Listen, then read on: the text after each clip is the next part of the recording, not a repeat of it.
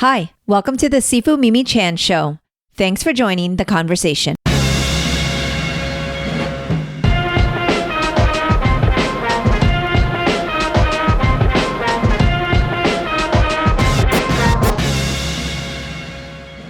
As the year of the snake arrives, Oscar and I sat down for another exciting MiOsc episode, looking back at all the things that made the Year of the Dragon unforgettable. From books that impacted us to movies we enjoyed, the most memorable moments, we explored some of our favorites from last year. Our conversation naturally finds its way into the realm of travel and food, as last year was full of adventures, and it was very difficult narrowing down the most memorable destinations and events. Perhaps the most enriching part of our recap was revisiting the meaningful conversations we've had, both on the podcast and beyond. And these moments of connection reminded me why I started the podcast in the first place, to build empathy, understanding, and growth. The Year of the Dragon holds a lot of great memories, as well as challenges. But I'm grateful to take a moment to reflect and share all the things that made us laugh and cry. Let us know what's made your Year of the Dragon memorable. Books, movies, trips, or anything in between. I've been enjoying these conversations and hope you have too. If you have, please rate my podcast on your platform of choice and share it with others. If you would like to support my podcast to help keep it going, as well as support the work I do, you can become a patron of the show by visiting my website or patreon.com/SifuMimiChan. For comments or suggestions, reach out on social media at SifuMimiChan. Now, on with the show. Hello, Oscar. Hello, Mimi. It is another MiOsc episode, and by the time this episode drops, we will have entered the Year of the Snake and exited the Year of the Dragon. Wow. Do you like that? You know what? It's a little. Or is that a shout out to like Saturday morning Kung Fu theater? Well, no, I was kind of just thinking more like The Last Dragon, because, the last year was the dragon. Yes. And we just recently watched The Last Dragon with my father, Grandmaster Chan. Surprisingly, he enjoyed the whole movie. Surprisingly, he hung in there with us. Mm-hmm. It was one of the weeks where we were spending a lot of time with him, and we worked really hard at trying to get him to sit still for more than 10 minutes. And it was like the end of the night. We're like, okay, maybe he'll watch this movie. And he was quite amused. So shout out to you 80s friends out there that know what we're talking about. The Last Dragon. Last Dragon. Great movie. Show enough. Best scene in the movie of The Last Dragon is when the brother is tied in ropes and he has to break dance out of the ropes. I feel like we've talked about this so many times. People are going to think we're obsessed with this film. But I will say, to me, I can't even think of like the best moment, but I just love saying "Kiss my Converse." Oh, you know what I love saying? What? Hey man, what it look like? That's my favorite line. All right, let's move on.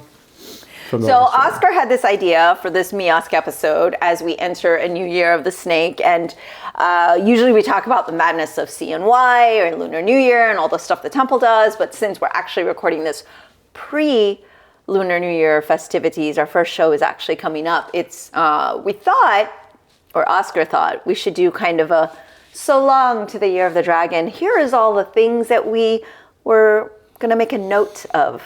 Okay, yeah, I thought we could do there's always a best of lists, and we're already into January, into the new year, but we can just say, you know what, let's do it for the Year of the Dragon-ish, in that area. Right? Yes, and a lot of people, you have clients, and for the most part, I guess they show up to work out with you, but mainly they sit there and they ask you about books and TV shows and all these things that are kind of your fun time activities, things you do in your pastime. And even with our students at Kung Fu and some of the instructor team, we often talk about like what's been happening. And so last year, I think at some point, we talked a little bit about some of the books and authors that we enjoy, but we were just going to jump around and start off at different categories. And you came up with some and I came up with some questions, and then we filled them out independently. And now we will have the big reveal. Wow. Okay. But before I get started, one of the things that we always like to do at Walam, but also as we enter in New Year's, exit old years, is just think about a little bit of gratitude. And I have a lot of gratitude for my patrons on the show, especially a new patron, Michelle Montag. Shout out to you. Thank you so much for supporting this podcast, but also the work I do. And if you want to become a Patreon, you can do so at my website or patreon.com/sifumimi-chan. So it's almost like All-Star Rock Stars where they just go right into the advertisement, but there are no real advertisements here. So first question on our kind of best of or notables for 2024, or Year of the Dragon is actually what we're going to say. Okay. Do you want to go first, or you want me to go first? All right. Choose all the categories. Let's go with the most memorable or best of your favorite meal, because as we know, Oscar's favorite thing to do is eat. I feel like there's going to be some double up here on the choices, but and it doesn't have to just be one. I mean, we could talk about food all day. This could be a lengthy podcast, everybody. So get comfortable. Different subcategories, because this week alone, I've had some of my favorite meals. You made some curry chicken. You made this. You made two things with curry, which was a curry chicken and a curry shrimp dish. And for clarity, Jamaican dishes. So much different curries here. Yeah, that was delicious. You made some ramen recently. And I think every meal that you make and I'm sitting and we're eating together, I usually give you a high five. So all those meals are my favorite. Favorite meal that we went somewhere to a restaurant was in South Africa. Yes. Agree. By far. This year, the past year, it was La Colombe. It was amazing. Agree. So what was what was it that you enjoyed there, since it was so good? Right away, the service was excellent. The staff, the ambiance, everything there. And then every dish that came out was delicious. For example? I mean, the first thing that comes to mind is it was almost like in sardine cups, and there was some kind of... It's a tuna can. It was a tuna can, and there was like their version of not Spam, I want to say, but like it was like a tuna dish, right? Or something. It was, I don't know. That's what comes to mind. The dessert was really good because it was like a flour or something. So, yeah. Yeah, I agree. That absolutely tops my list. So I do enjoy my meals, don't get me wrong, because there's so much love that goes into them. But then if those of you who are chefs out there or even cooks at home and make a lot of meals, sometimes I feel like when you're cooking the whole time in the kitchen or you're putting a lot, you just don't even feel like eating after, even if you go into cooking hungry. So that's kind of a bit of a thing for me. So for example, over the holidays, I do this like fancy dinner for my team, and we did a really special ramen that took over like 3 days to make. It was a shoyu ramen. And recently, like just the other day, I made a miso ramen, which was like an ounce of the amount of time that it took for this 3-day event. And I do enjoy that, but by the time I go through all those steps, I can't actually sit and enjoy it. So I have to say my my luncheon at La Colombe was phenomenal, because I also get to just sit and enjoy the food. Because like as the quote unquote chef in the house, you're making food, and I know that my uncle, who had, passed away, my godfather, he was a chef in a Chinese restaurant, and he never ate any of the food at the Chinese restaurant. Not to say that the food there isn't good, it's because you see it and you're just day in, day out, and kind of making all of this food, you don't feel for that. He would want like a sub or pizza or something, so sometimes I'll be like, yeah, I just want fake ramen, or I want like a bowl of mac and cheese, or I want a grilled cheese sandwich, and yet I've laid out this like 5-course meal for Oscar where it's like all whole foods, all very fresh, organic, and I'll want like crackers and cheese. So but I will say at La Colombe, one of the things that really struck me was where they came out with a cart that showed all the different ingredients they were going to be using for the meal. Like that excites me as well as someone who cooks, because you got to see like, here's the seasonal ingredients, but here's how it's going to be prepared. And one of the other fun things they did was their take on charcuterie, where it was these really beautiful pieces that looked like an apple, or it looked like a pear, but it was like, some sort of charcuterie meat, or it was a cheese, or it was a apple jam or something like that. Like it was just all very just beautifully presented, because that's not something I do. Like I do gourmet cooking, but I don't do very well with the plating, and it's not as, well, I'm not a Michelin chef. You don't put it all in a cart and bring out and say, let me show Should you I all the start doing that ingredients. for you? Oscar, I need you to sit down. Here's your napkin, and what I'm going to be presenting today on them. Although I did write out a formal menu for my holiday dinner, which I always do. Yeah. Yeah. So that was one of my favorite meals for sure. And then the bread, the little rolls from the test kitchen in Cape Town. It was very embarrassing that we ate it in such a way that the hostess thought she needed to bring us more.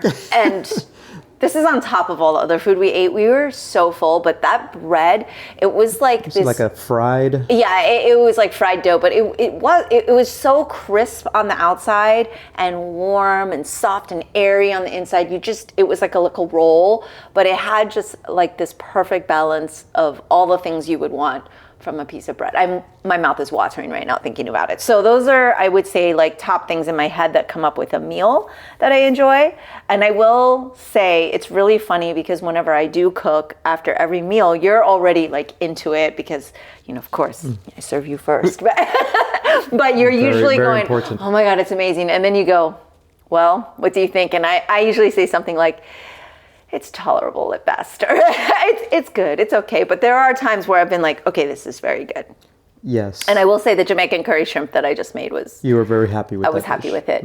I was happy with it. Kind of did a new method. So, gotta have that scotch bonnet, All right, your turn.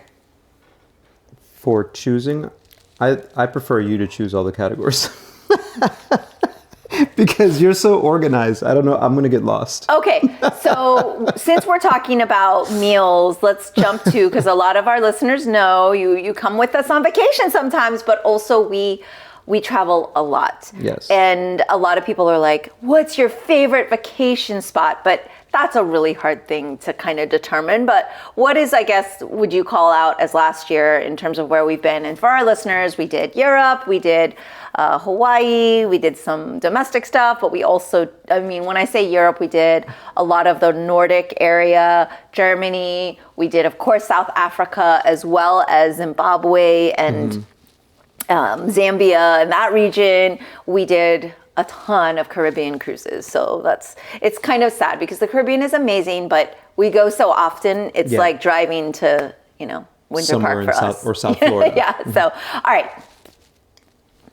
I enjoy everywhere that we go. Yes. But a lot of the pleasure that I get from vacation is seeing you relax. So I would say Hawaii was really good because I was just us. And when you and I are on vacation alone, completely alone, and also without a lot of activities that need to be done, those are very relaxing for me. Okay. Because you get to sleep in, you don't have a big agenda. And so that to me is very enjoyable. So that was Hawaii. And then of course, South Africa was amazing. Going to Europe, all that stuff is super amazing, right? It's activity heavy. Yeah. But still amazing. But Hawaii was one, and then hanging out with Mark Cheng in California because he is a really good friend and took really good care of you. So to me, those are my two favorite From last year. vacations from last year. Oh my gosh, that's so interesting because this actually melds into a second category where I kind of cross over with you. Well, as far as vacation spot, I'm shouting out to Arathusa Lodge in Sabi Sands, Amazing. South Africa, because it isn't just about the animals and wow, of course safari is incredible, but it's the type of safari where it's like open vehicle. We had some crazy stuff. There's a podcast on it. You guys can listen in, but just the way they do everything from when you arrive to when you leave, it's 5-star treatment, but also very intentional. Their dedication to the animals and also the food and the service. It was just an amazing experience. So vacation spot there. But I also have on our list like kind of most memorable moment or impacting moment. And I have a long list of these because there was no way to pick one. But one of them was where when we get to travel, we really get to spend time with people that have been so important in our lives, but also that we really enjoy spending time with. And I was also going to shout out to Mark Cheng, Dr. Mark Cheng, for those of you who follow him on social media, wealth of knowledge and all the things that he shares about. But yeah, that was one of the most impacting and memorable moments for me throughout last year in terms of our trips. Well, obviously we also ate ourselves. This kind of goes into our meals too. APL barbecue. But just the love and care that we get, and literally being able to just hang out and have downtime and spend time with him, and we both took 1 hour naps in that HBOT machine, which is a hyperbaric. What is it called?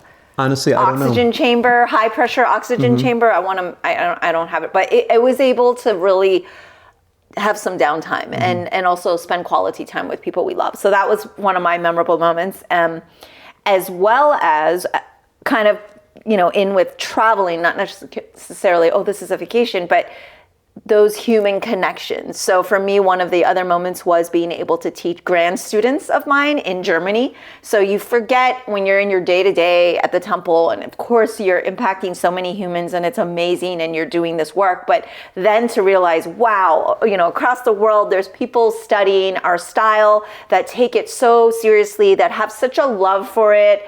And I did a lecture and everybody was so engaging and so appreciative of us being there. Right. Like that was a really nice moment for me as well. And finally, in terms of impacting most memorable moments from last year, I gotta say is the seafood test, which again, we did a whole podcast on, so you can learn more about that. But that is just where all of the seafoods from all over the world came to Florida during that crazy storm, the hurricane. And we just had such an amazing, intensive weekend. But the amount of love and dedication and just the importance and gravity of what we were doing and all of it combined was super impacting for me. Okay, so we're talking about memorable moments then. Memorable moment or impacting moment from last year, yeah. It's not anything that I would think of. It's something that you would think of doing, and then we do it, and I look back and think of how memorable it was. Yeah. Was touring the shanty towns in South Africa, right? So it's not one. anything that I would say, yes, I want to do that, but it's something that you're like, yes, I want to do that, and then we do it, and then and packed our luggage with things to bring to the. I'm more of like, yeah, sure, that's fine, but I don't have the thought of like, yes, let's do this, right? I'm just more of like, yep, that's a good idea, let's do it. So, but I look back and reflect and think that was impactful and memorable, because you get to, one, remind yourself of how fortunate you are, right? Just by looking around, and then realize that this is something that you just know growing up with even a little bit of poverty is just like, not having things does not mean that you can't be happy. Like you can see happiness and joy in all different levels, and in the same way that you can see misery in all those different levels. And then I guess the other part is that the Wallam Cultural Center is kind of this almost hallowed ground where at the seafood test and at our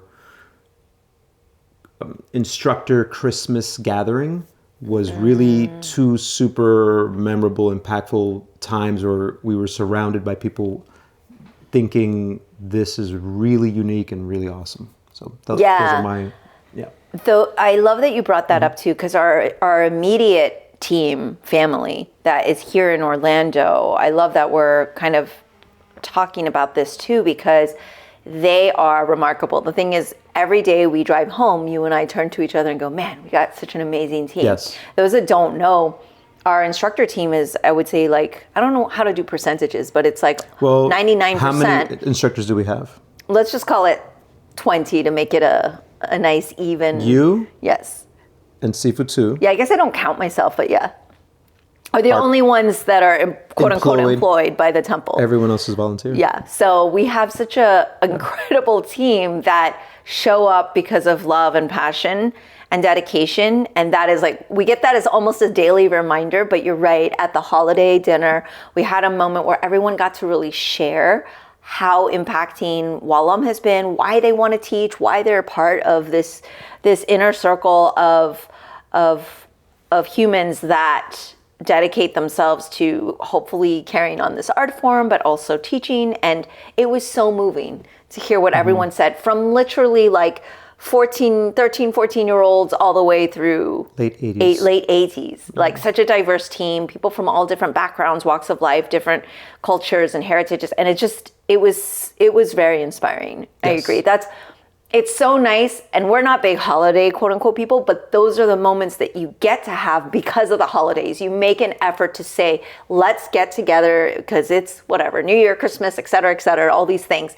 And if we didn't have that, I don't know that we work as hard to take those intentional moments and then have something that we now think is as one of the most impacting or memorable things. So it's sort of like we talked about the last podcast of capturing the energy of the new year to then make new intentions for the year or new goals for the year. Yeah. We took advantage of that energy of the holiday time to get together, which is the best part of the holidays.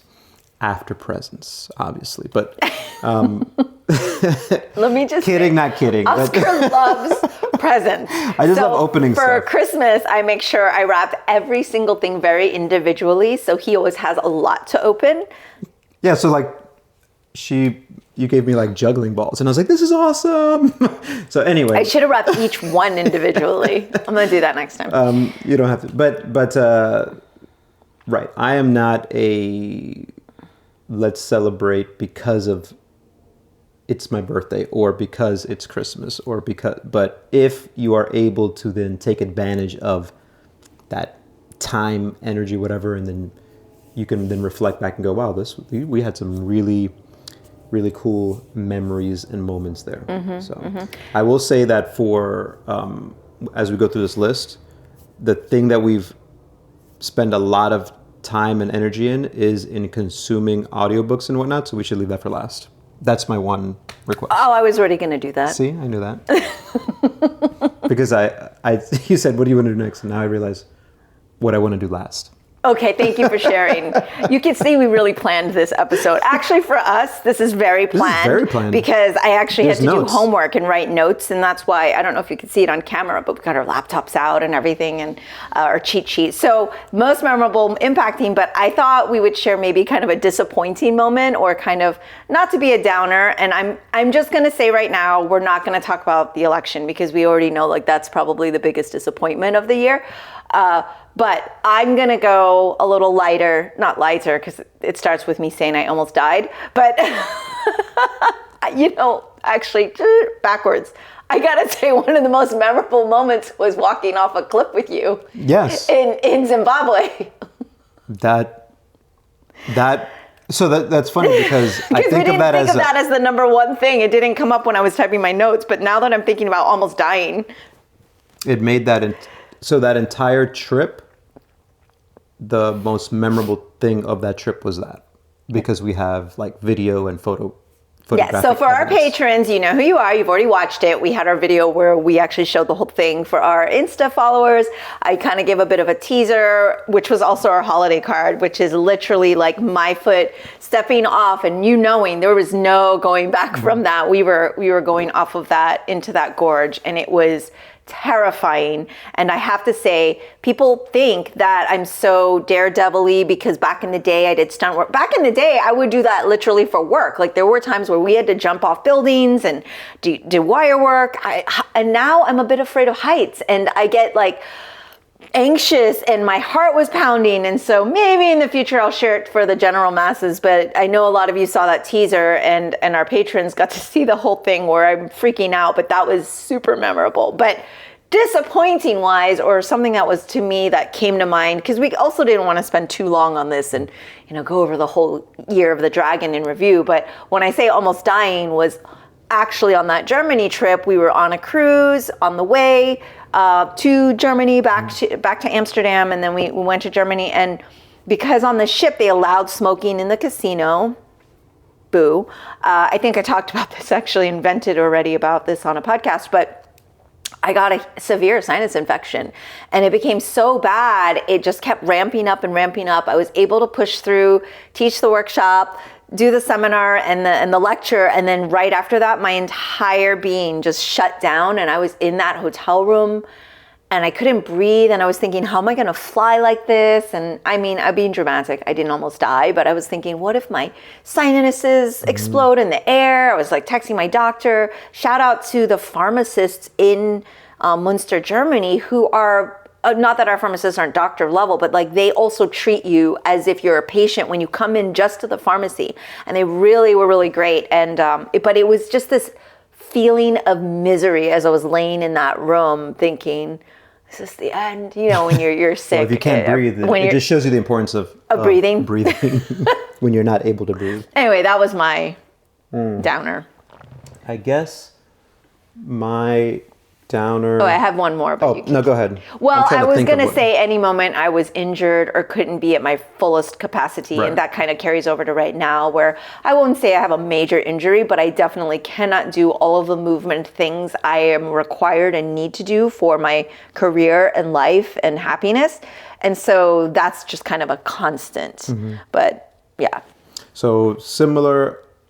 Obviously, you almost dying. Big bummer for me if that ever were to happen. Yeah, so I was going to feed you those 5-star meals. Yeah, everything would take a turn for the worse. But the main disappointments or disappointing moments that I have are based on reflecting back if I have failed in something that I try to promote. So if you mentioned injuries, so I love, all types of training. There's the kung fu, tai chi, the arts of striking like boxing and kicking and strength training, body weight, barbell, kettlebell. I love doing all those things. And if there's ever a time where I'm not able to do it to where I feel like I should be able to, and reflect back and realize, well, I can't complain that much because I also am able to discuss, which we'll talk about later, all these books and TV shows and songs that I've done. So it's more about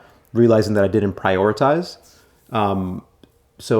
But the disappointment is shown through maybe minor injuries, like you said, or this is not a disappointment. It's, to me, a lot of times it's inspirational, is looking at someone like it's funny because I consider him my kung fu uncle and my older brother, Sifu 2 at the temple, as just the way he moves. I was like, damn, so inspirational, frustrating. But then I reflect back and I was like, yeah, but you know what? I've read so many more books than he has. He's put in time. Reader. He's put in time doing kung fu. He looks so good doing it. I should probably turn off the TV and not watch the next I think Eminem video. But to be fair, he's done it his whole life and started from a really young age. So the foundation is there. And for him at his level of mastery, all he needs to do is grease the groove, which means maintain and keep. He may have a little rust and he just needs to dust it off. His job is to do that. And that is really his main responsibility. He gets to continue that mastery. Yes. Right? But not to be fair to yourself. And it's not like, oh, woe is me, I'm super disappointed. I just look, it's more of reflecting going, yeah, I could do these things. And it's the same when, let's say you have this year there's been a few interactions that have been disappointing based on what you thought your expectations of a person when you're having that conversation. And when I get disappointed is because I realize there have been times where I've also failed in maybe expressing myself the right way, taking criticism, feedback the right way. So I get frustrated in the moment, I get frustrated with this interaction that just happened and being mad at the other person. But then a few minutes later realizing, oh, the reason I get upset is because I realize I have also, we talk about this all the time, right? Like the reason you get upset is because you're like, oh, I've also failed here. Yeah. And getting upset is part of it. It's like, why am I getting mad? Oh, this is why. So in general, for the year, it's not that something that I spend a lot of time doing, but those are the most disappointing or frustrating moments. And they literally are moments. It's not spending a lot of time. Yeah, we know you don't dwell on anything, but moving on to fun things, we've got music and songs, and I think that I don't stay very current. I actually had to go, what is that? Songs. But I will say I have two that come to mind, and again, these were just real top of mind. One is, for you Patreons out there, because this was featured in my scariest moment of last year, is the Bruno Mars and Lady Gaga combo. I freaking loved that song, Die With a Smile. And as soon as I heard it, like sometimes you hear a song and it takes like a few times for you to hear it, but that one you just turn it on and I loved it right away. And on the flip side, I really loved Murder Graham Do by LL Cool J and Eminem, because dang man, they still got it. And as a 90s hip hop,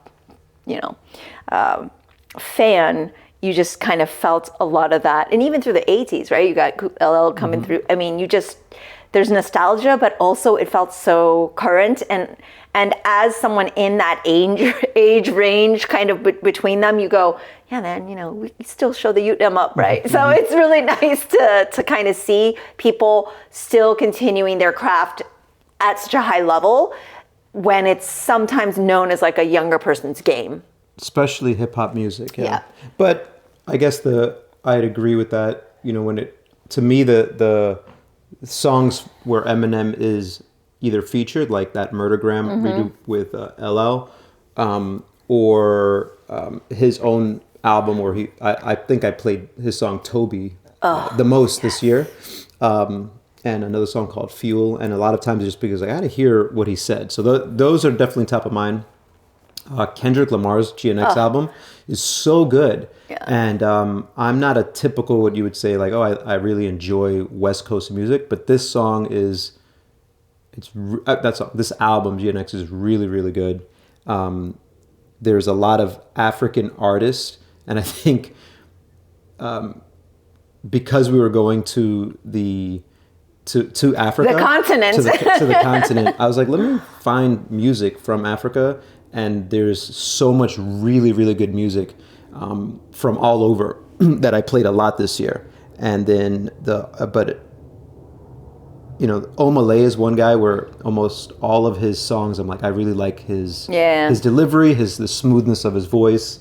The beats in a lot of the African pop and African chill type of songs sometimes can be repetitive, but because it's in a different language, it's like a native / English mix, it keeps it original for me. So I really like those.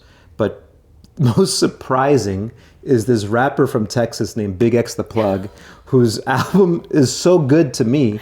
It's just this really large dude. Deep voice, maybe it's because I love Biggie Smalls back in the day. Yeah, and he kind of gives you a little of that nostalgia. And he's around that age, 25 when Biggie was really blowing up. And the thing that I realized with a lot of the younger artists and a lot of those African songs is songs are all under 3 minutes. Some are under 2 minutes, between like 2 and 3 minutes. So you can listen to a whole album of 10 songs in under an hour. It's just like boom, boom, boom, boom, boom. And I think there's something to the kind of the brilliance of that, because they know we're in such a culture where things are short attention spans. They've adapted, but also anytime you hear a song and you're like, oh man, I wish there was a little bit more, leave them wanting more. And in show business, they always say, right, just leave them wanting more, and if you give too much. But agree. And just to kind of back up to Kendrick Lamar, I have to say, it's not even that the song was this most brilliant song, but the whole Not Like Us phenomenon and the whole movement and the whole, I want to say, catalyst for that, and him kind of being as a response to just as a classic battle MC kind of feeling, and that whole hip hop culture. God, it was so good. Well, yeah, it was so good because good. This has probably just been hashed so much, but it just shows that Kendrick Lamar is a way superior artist than Drake, and also that Kendrick Lamar is really about hip hop and rap culture. Yes. And Drake is not. He's a pop artist who's just not at that level, and then is upset because he was challenged and then got destroyed. Yeah, so and sort of the thing is, take it with grace, and actually, kudos to the MC that won that day, the rapper that won that day. And it was so clear by every single response, he has no connectivity or concept of hip hop culture. Not that I do, but like speaking to people like Jason Chu, my friend, who like is in the culture and has worked in, you just know, come on, man, like that's not even hip hop culture. Like it's so counterintuitive of what that whole art form is about. And so Kendrick's response was just, it was amazing. It was amazing. Very layered. It was appropriate. And I mean, this is he's a Pulitzer Prize winning poet / author, writer, right? Yeah. So you can't even. Yeah. So analogy would be, at that level. Right now the playoffs are happening in the NFL, and of course you've got the highest level teams competing, and there's a way to lose, and some teams get blown out, and then they get interviewed, quarterback, coach, and they're like, no, we have to take responsibility for what we did. Or the same as you see fighters, boxers or UFC fighters, they get mismatched and destroyed, and they go, props to the person who beat me. I was outmatched. Be a gracious loser. Yeah. Bottom line, be a gracious loser. All right. Drake is just a loser. But whatever. I mean, who cares? Like the 3 people who listen to this, who cares, right? Whatever. Anyway, we've got hundreds of listeners. I just want you to know. What's next? All right, movie, TV series. We actually don't spend a lot of time glued to the TV this I thought would be quick. I have a few. One is Shogun got us through the election period, so I have a little bit of an affinity for that because it's like, and it was so freaking good. I mean, it was so solid, so amazing. Love The Bear as always. Love Shrinking. That one just brought me a lot of joy, a lot of laughter. Somebody in therapy. Therapy is nothing like Shrinking, FYI, everybody, but it is so fun.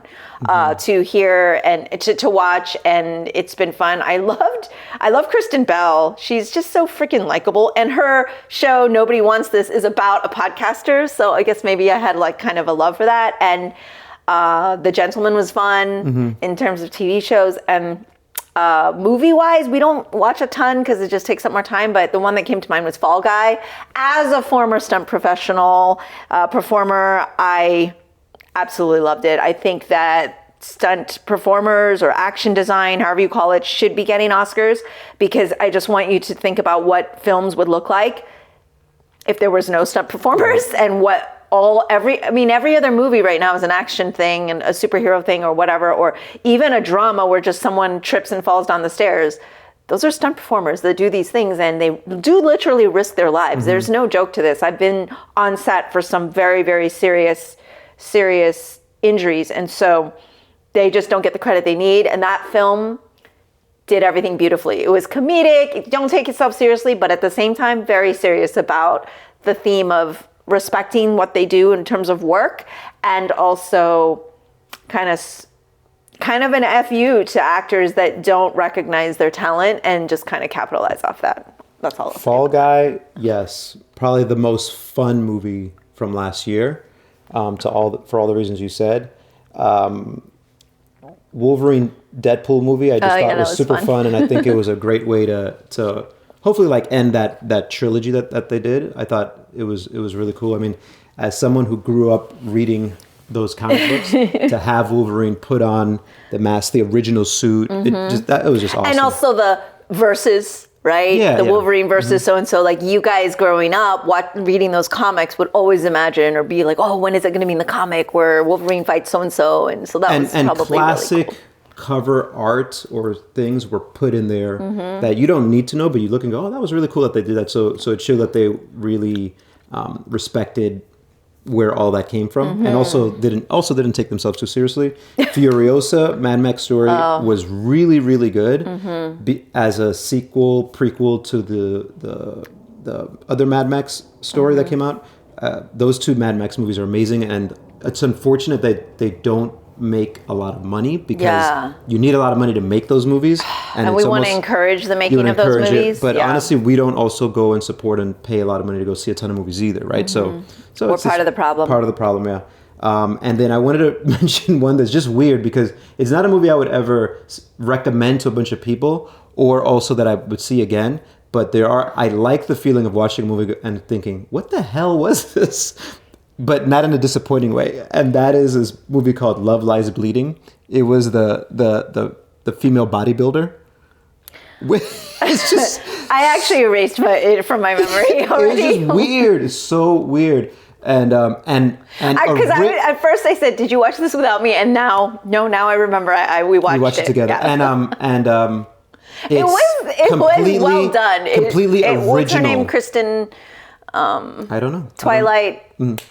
Oh my gosh. But it's completely original. Yeah, as a story, I give it. I respect that. I give it that. So I wouldn't watch it again. Wouldn't be like, hey, everyone go see this. But it had a moment. But I watched it was interesting. I watched the whole thing and I was like, what the hell is happening? But not in a what the hell's happening click, which we've done before.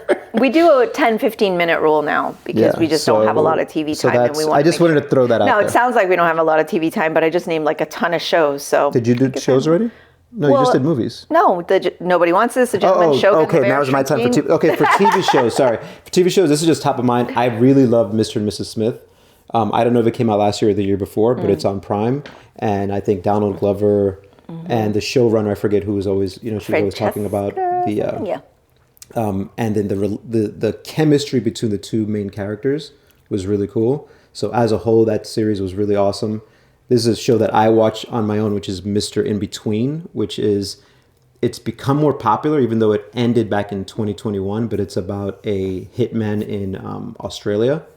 And I just thought it was perfect. It was 3 seasons, 20 minutes. I would see little bits of it here and there. And that's Oscar's jam. And then I just have to give it up to Abbott Elementary for being a under 30-minute show that you could always put on if you needed to feel like just, this is just happy and cool. And it's about teachers, right? Like who are the most appreciated in our minds if we really give it thought, but we don't.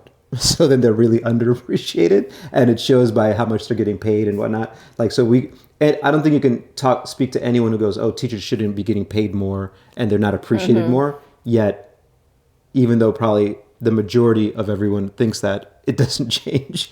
But watching that show is a joy. So absolutely. Okay, so big category here is books/audiobooks, because let's be real.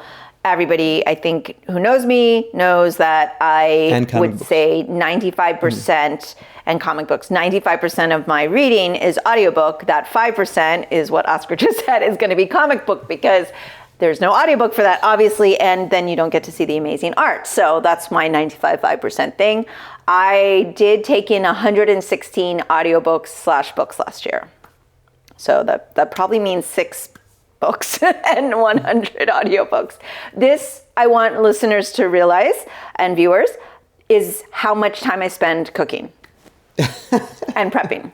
That's amazing. That is my highest percentage of audiobook consumption. 20 Year of the Snake. Let's get that up to 120. Let's get a stretch goal. Okay, there's so many categories. Let's start with comic books, because obviously love all the comics and comic book creators out there. I am so behind. I had to go to my story graph and look up and go, what comic books did I read? Of course, the ongoing ever-loving saga is always going to be amazing, and by B.K. Vaughan. But in addition, his web comic, which just wrapped, Spectators. Wow, if you want to feel very uncomfortable and at any point in time want to make sure you don't get caught reading something in public, Spectators is for you. Do not read that in public. People will totally judge you, but I don't know why. You really shouldn't get judged for that, because it's awesome. But gotta give it up to, Lunar New Year Love Story by Jean Luen Yang and Li Wen Pham. I have to say I'm a bit biased because I did consult on that. And it was also, just for those of you who don't know what it's about lion dancing and the love, like your shirt, and a relationship, like my shirt. And it is just a really sweet kind of YA graphic novel. And also, I realized last year, and I don't know if it came out last year, but what I did consume as well was Catwoman Lonely City by Cliff Chiang, who is phenomenal in so many other ways. Artist on Paper Girls with B.K. Vaughan, but also obviously a creator in terms of writing and artwork. His Catwoman Lonely City was just like a one-off graphic novel. I think it's a couple issues or volumes, and it was so enjoyable to me, because it is not your, agile Catwoman, sexy suit, what you think of. It is post having her come out of jail after a thing, and she's a little bit older, like I want to say 40s, close to 50s. She's feeling her joints as she's trying to get back into the swing of things, and it's very much the aged superhero journey. And Cliff, who is also, I'd like to say a friend of mine, has done such amazing work in the past, but also helped with one of my AAPI projects. And it's just, it was so enjoyable because it felt relatable, where a lot of superhero comics don't usually feel that relatable, you know, except if you're the underdog story. But in terms of like you really feeling like you could be a superhero, this one connected for me. Yeah. So interestingly enough, I think I for sure I reread Paper Girls last year, even though I read it probably 2 or 3 times. So I love that story. Yes. But I didn't read that many comics last year. So the only thing that came to mind that I truly enjoyed and thought I have to read it again from the beginning is James Tynion's Something is Killing the Children. Yeah. It's just consistently good. Yeah. Just consistently good. And unique.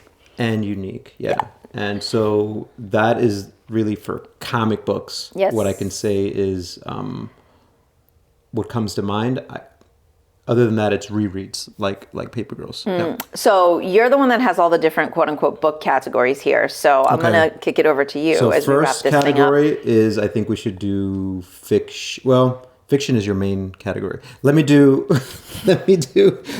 with nonfiction. I have a few to go over. So nonfiction, I got into, like, this can translate into podcast as well, or do you want to have that somewhere? It doesn't matter, right? So There's no rules here. This is the got MiOsc into podcast. Cal Newport more. Okay. I reread Deep Work, but his book, Slow Productivity. And I don't know if it's necessarily the book, but it's that in conjunction with his Deep Questions podcast. Okay. Just spoke to me a lot more this year of reinforcing the type of life that I want to live, which is this deep life of like trying to be really good at a certain thing, which is the Kung Fu and Tai Chi, and then thinking of like how you can organize your life around that. So I would say Cal Newport stuff is really good.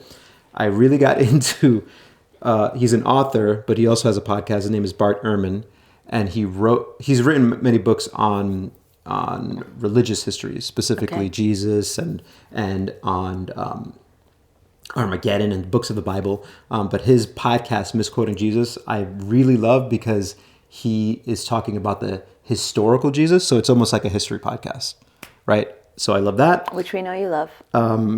Bill Maher's book, What This Comedian Said Will Shock You, had me laughing out loud sometimes. Yes. And also,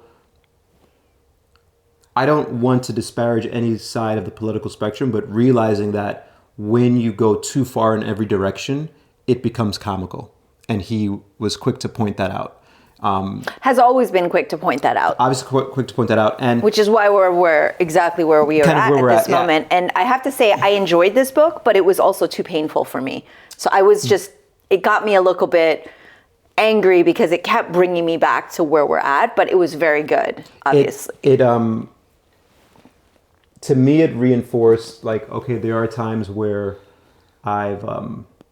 you think something of the other team, right, immediately, and then you should always kind of still reflect. And similar stuff that we talk about is like, well, what are we doing on our side?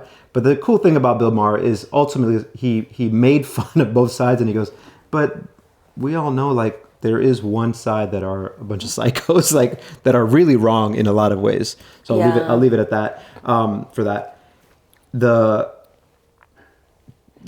segue exactly with that, which is sort of reading, is this newsletter called Tangle, which to me I've been enjoying because this writer puts out news where he says, here's what one side is saying, here's what another side is saying, and here's my take.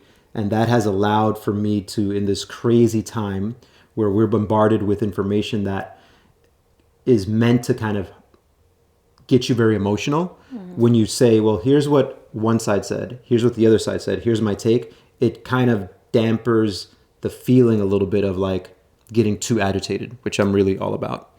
And then for nonfiction, the last one is the scariest book I've read ever, called Nuclear War by Annie Jacobsen, which is a dramatization of like what could potentially happen during a nuclear war. And it made me think, holy smokes, it's just so scary. So that's nonfiction. Okay. So I did read some nonfiction. I was very happy to go back on my story graph. And, while you get these bar graphs and it was like, comedy or romance or whatever, it was like really long. And then like the little nonfiction bar, it was pretty small. But I do read some nonfiction. So I picked out a few. One was Burn Book by Kara Swisher. And I didn't have a lot of connectivity because I'm not in tech.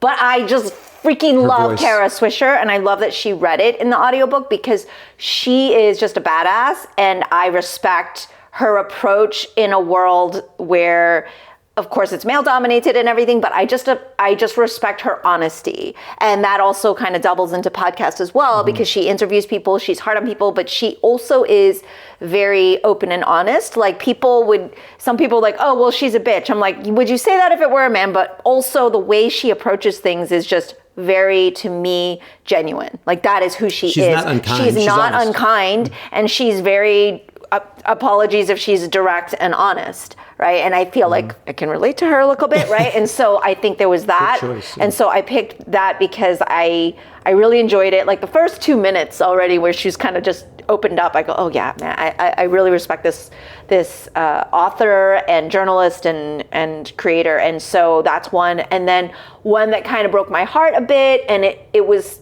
I like to kind of sometimes try to intake books or information that I am very, very novice or a neophyte. I don't know much about. And I know this is wrong, my therapist. I feel like I should, or I feel like, God, I you've heard about this, but you feel like you should know more.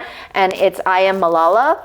Oh. And that was the girl who got shot. Yes, and that school, right? Yes, and that was, of her, of course. You've seen her. We've actually been on cruise ships where she was like the godmother, because so much respect for who she was, her strength, all of it. But it just also humanized her. She's not just this person that's, survived this amazing thing from a country where, women are second-class citizens, et cetera. It's just also like, it was so humanizing because it's her voice speaking as when she was a kid, like just as a schoolgirl. Like you can feel that human connectivity to someone that you look up to in terms of like as an activist, as an advocate, as someone who speaks out.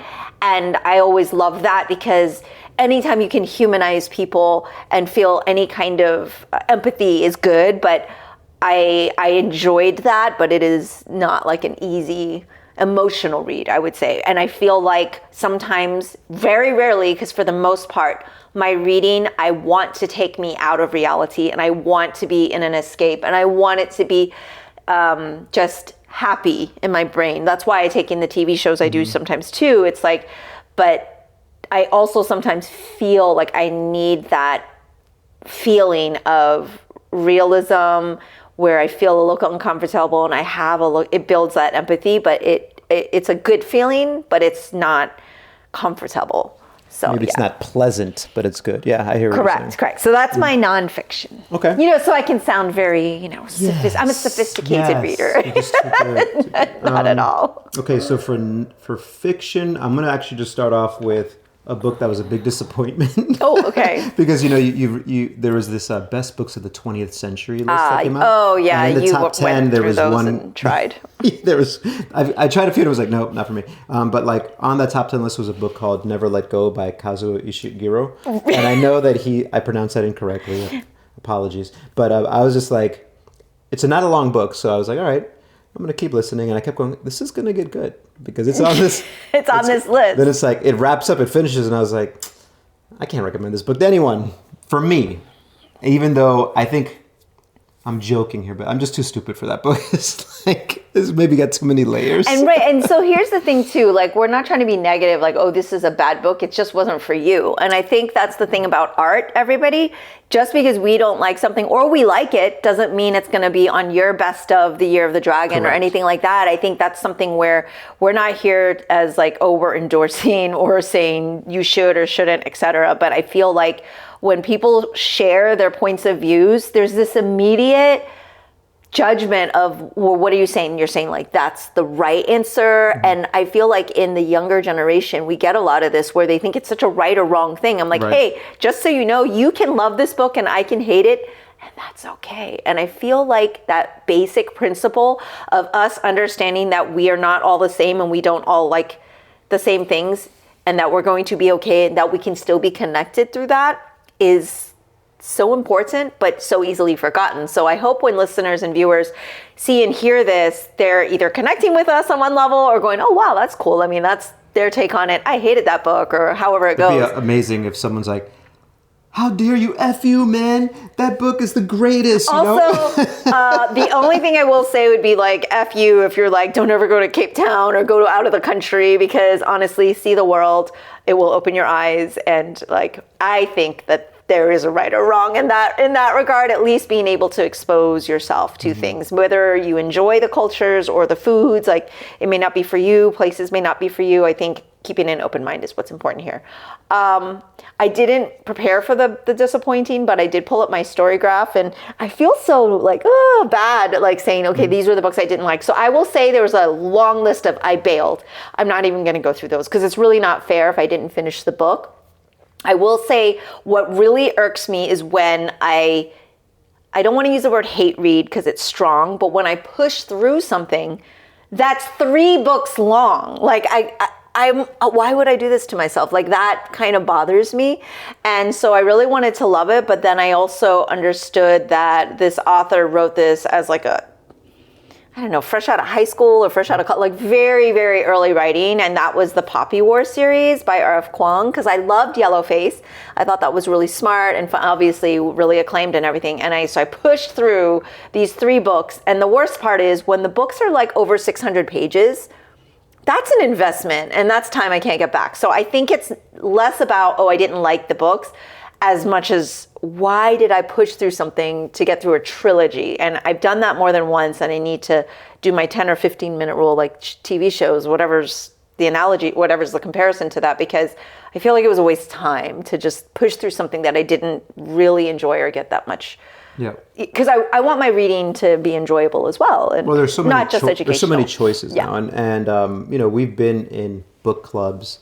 Like there's that Jade series, which I look back and go, man, what a waste of time. You know, I really...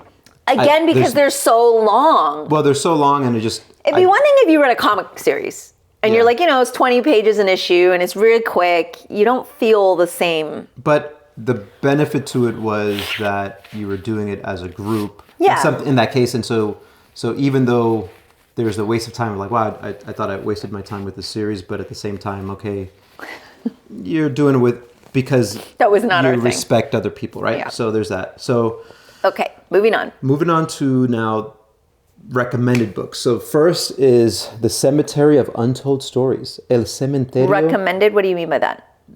Favorite fiction books. Oh, okay. Right? Is that what we're doing? Okay. We're doing that now, right? Oh, well, you just said recommended, so I didn't know what that meant. Sorry. But do you want to do favorite fiction yes, books? Yes, let's go for it. We're wrapping up now. El Cementerio de los Cuentos Sin Contar. The reason I like this as an audiobook was because it's written by a Dominican author and the readers, the narrators are Dominican. So it's female author, so it just reminded me of my mom and my aunts speaking. As a for our viewers, Oscar is of Dominican descent. And little sayings, you know, yeah, like that you heard, like colorín colorado, cuento está contado, like little things where you just like, oh, okay. And so I remember finishing that book, then going on a walk with my mom and speaking to her and going, wow, my Spanish is like on point today. Yes, and with the Dominican vibe, which it's like you grow up that way, but it's just like anything else. If you don't sharpen that sword, it gets dull, right? 2 books that were fiction that I really enjoyed, and the reason I enjoyed them is because they were short and really well written, in my opinion, is Colson Whitehead's The Nickel Boys, which didn't come out last year, but I read it last year because it's just, there's so much in that book, and he doesn't go into details for a lot of the abuse that these boys have, but you know it's happening, but he writes it in a way where it's not explicit, but man, you know what's happening. and he has a nice twist at the end. We're like, oh, that was kind of really cool. And then a book that I think I recommended to you, which I remember you didn't really enjoy, was by an Irish author called Small Things Like These. It's like, as an audiobook, if something is 3 or 4 hours long, that's a short book. Yes. But the reason I really loved it is like there was no wasted words. So I don't read poetry, but I equated it to like reading poetry. Okay. And it was just this short story that you finish it, you're like, wow, that was... And then lastly, the series that I read last year, which I read 9 books of a fantasy series, which, listen, I don't read fantasy. You do not normally read fantasy. Freaking love the First Law series by Joe Abercrombie, which starts off with this book called The Blade Itself. I started it and I finished. I just had to keep going. And maybe it's the action, the violence. You know when you start a TV show and it goes, violence, foul language, nudity. I go, yes, this is going to be awesome. Those aren't trigger warnings. Those are recommended. Those like reinforce Oscar's desire to watch something. Other people, it could be a trigger warning. For Oscar, he's like endorsements. I love it. Okay. So that series, there was a trilogy. There were 3 other books that are self-independent stories, and then another in the trilogy. same world. So 9 books total, not short books. Because you read the first trilogy, but yeah, that's my fiction recommendations. Okay, fiction recommendations. Okay, so I also read the trilogy. It's not going to be on my like, oh, these were my favorites out of what I've read, but I did enjoy it. And I will say that is one book where I dropped it because I wasn't in the mood. And this is the thing about reading. I feel like you have to be in the frame of mind, and that's why maybe I'm not often in the frame of mind for nonfiction as much. I have like 2 in my queue right now, but I need to be there. I need to be ready to absorb, and I almost feel like learn, right? Mm-hmm. I need to kind of be able to have like my learning on versus my, I'm in taking this for enjoyment or something. So I did enjoy the First Law series. I ended up picking it back up and was able to get through it and enjoy it. And one of the things, like you mentioned, that's enjoyable about taking in this, and sometimes people take books as something very personal, like it's their journey and exploration. They take it in, they are like, yeah, that was for me. I just needed entertainment for my personal. I enjoy the act of being able to discuss books. I do enjoy being in book clubs and having someone who also read something to be able to kind of share that experience. And so because of that, I did enjoy it, that we were able to talk about it and the characters and things like that. So I would say when I looked at my story graph, I'm like, oh, this is easy. Let me get the answer to this question. It's like, well, what did I give 5 or 4.5 stars? And like that, it made it kind of easy. And one of the books that was in kind of the top reads, it wasn't a comic or something, was Nora Goes Off Script by Annabelle Monaghan. And I just really, really enjoyed that. I do take in and read a lot of love story, romance, rom-com, period romance. And, and I enjoy those. And I used to be really embarrassed about it, like, oh, it's not nonfiction, or it's not, a memoir, or something that feels very, I'm taking in all these books. And recently, and I feel really bad because I should have written it down, there was a few authors that just call shit out in their books that say, why do we have to call this a guilty pleasure? Why do we have to say something that we are doing where you're reading a book or any quote unquote type of book is less than anyone else? Like if you're able to craft a story, regardless if it's formulaic or regardless if you know how it's going to end, because here's the thing, and this is one of the rom-com writers, right? You're like in an agreement with an author when you pick up a romance or rom-com that it's going to end happy. Like this is an agreement. Otherwise, it's not a romance novel. Maybe you should read a Korean romance novel. That's not a romance novel, right? So there's an agreement between you as the reader and the author, and they know this. But how much more difficult is it to tell that story that you know how it's going to end and make it gripping and make you still go through emotions and make you still feel like there's risk and make you still feel like something's not going to end well? Because otherwise it is just, well, if that's how it ends, then who cares? And this is the whole, okay, is it the journey or the destination? But I remember Greg Rucka, amazing writer, one of my favorites, talked to me about how much easier it is to write a villain character and their story and things because there's so much there. It's so much harder to write Superman because he's Superman. It's happy. He's the hero, and writing those arcs are much more challenging. So I shoot down that I totally don't feel embarrassed anymore about my love for these books. One is I need to feel happy and feel what I'm taking in brings me joy, because there's so much darkness out there in the world. I don't need more of that, right? And I will take in some books that are super serious. So one of them was like The Change. I would consider that a little bit not a romance novel. That was a really good book that also topped the charts for me. But anything by Emily Henry, Christina Lauren, Ali Hazelwood, or Abby Jimenez, thank you for getting me through 2024, which was an emotional roller coaster headed towards the end of the year, which we kind of foreshadowed and knew was going to be difficult. And I would say those authors and those writers allowed me to have some sanity. And so I appreciate that. And I enjoyed that. So well said. I think the language portion is true, like saying guilty pleasure. It's not that it's bad, but reframing it is super important. And you can take maybe that advice towards 2025. So the year of the snake. The year of the snake. So if we were to fast forward a year from now and you were to say, what's something that you would like to be on this list? Maybe we don't know exactly what the action is, but maybe category. Is there anything that comes to mind? Like for me, one of the things that I started off the last year of the dragon with was asking this question. It was like, what do I need to say no to more? And the one thing that I am proud of, that for out of 12-ish months, maybe I did it for 9 months, was shutting down at 9 p.m. Shutting down as far as TV's off. I'm going to go do my job, which is clean the kitchen and get ready for bed. And so if I look forward to, let's say a year from now, us doing this again, is I would hope that we have a list of a lot of things that we really enjoyed. Maybe also because this is me personally, I was able to say no to more things instead of always being like, oh, and I want to do that, and I want to do that.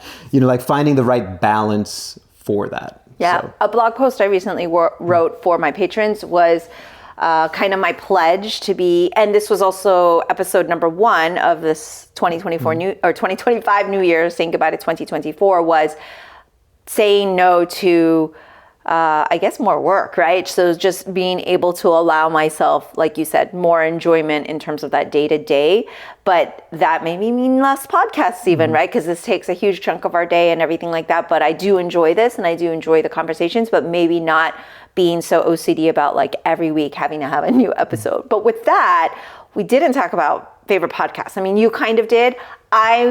Obviously, my favorite podcast is this podcast called the Sifu Mimi Chan Show.